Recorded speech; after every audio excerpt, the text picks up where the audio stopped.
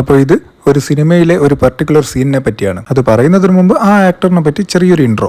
നമ്മുടെ 90s കിഡ്സിനെ പേടിപ്പിച്ച horror movies എന്ന video ചെയ്യുന്നതിന് വേണ്ടി പകൽപൂരം എന്ന സിനിമയുടെ ഫൂട്ടേജ് എടുക്കുമ്പോഴാണ് ഇദ്ദേഹത്തെ പറ്റി ഞാൻ ഓർക്കുന്നത്. ഒരു ആവറേജ് മലയാളം ഫിലിം ഫാനിന് ഇദ്ദേഹത്തെ പറ്റി പറയുമ്പോൾ ആദ്യം മനസ്സിൽ വരുന്ന പേര് ജോൺ ഹോനായി എന്ന് തന്നെയായിരിക്കും. ഇനി 90സിലെ സിനിമകൾ കുറച്ചുകൂടി ഇഷ്ടപ്പെടുന്ന ആളുകൾക്ക് ജഗദീഷ് വ്യത്യസ്തമായ ഒരു നായകവേഷം ചെയ്ത വക്കീൽ വാസുദേവ് എന്ന സിനിമയിലെ ഇദ്ദേഹം ചെയ്ത വില്ലൻ കഥാപാത്രം ഓർമ്മ വരും. ഞാനിത് ഓർത്തിരിക്കാൻ കാരണം അതിൽ ആ വില്ലന്റെ പഞ്ച് ഡയലോഗ് തന്നെയാണ്. ഇനി കുറച്ചുകൂടെ പോയാൽ ജോർജ് കുട്ടി കെയർ ഓഫ് ജോർജ് കുട്ടി എന്ന സിനിമയിലെ ജയറാമിന്റെ ഫ്രണ്ടായി ഇദ്ദേഹത്തെ ഓർക്കുന്നവരും ഉണ്ടാവും. ഇനിയും ഡീപ്പായി പോയാൽ ആമിന ടൈലേഴ്സ് എന്ന് പറയുന്ന സിനിമയിലെ ഒരു പ്രധാന കഥാപാത്രമായിരുന്നു ഇദ്ദേഹം.